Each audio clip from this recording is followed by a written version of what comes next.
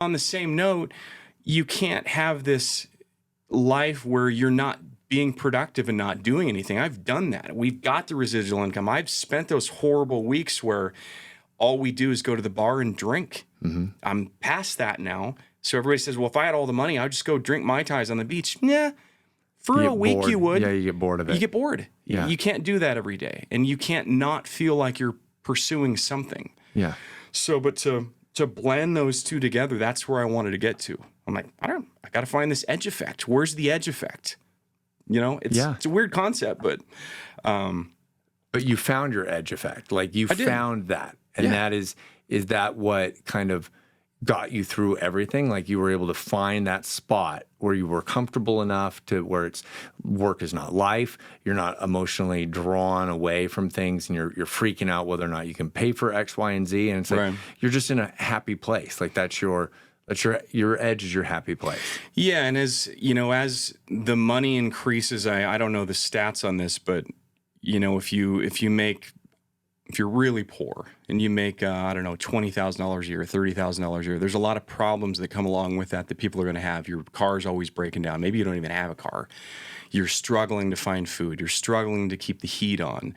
There's a lot of those third world problems that are there when your money's lower. When it gets a little higher, maybe $40,000 to $60,000 a year, a lot of those problems go away.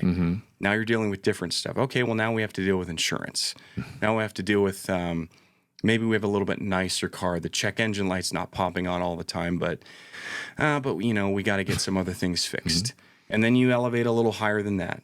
And now it's okay. Well, now we can go on the vacation that we wanted to. Maybe it's not to Maui for 2 weeks. Maybe it's to Seattle for a couple of days. Or a Mariners game or something like that. Right. And it's like finding that. And so just, I think progressing through that process, the problems change, the stresses that you have change. And so for me, I realized my edge effect was I'm going to get to a point where if I ever feel like in a day that I've lost the day because of my work, I can have a couple of those. But if I can go a couple of weeks and like, man, the last 2 weeks have been a blur. All I've been doing is working. Yeah. There's a problem. I like that a lot. Does Rachel remind you that, or you just self-medicate yourself, or you self-talk yourself and say, hey, am I a blur over the last couple of weeks? Like kind of both, you know, like for example, she likes to do photo shoots. So she might schedule something with a friend, like, you know, over the course of years living here, she's taken senior photos and stuff for kids as they've started out little and now they're big. And it's just kind of eye-opening too. It makes you feel old. Like, wow, I remember when they were in kindergarten. Now they're seniors? What? Yeah.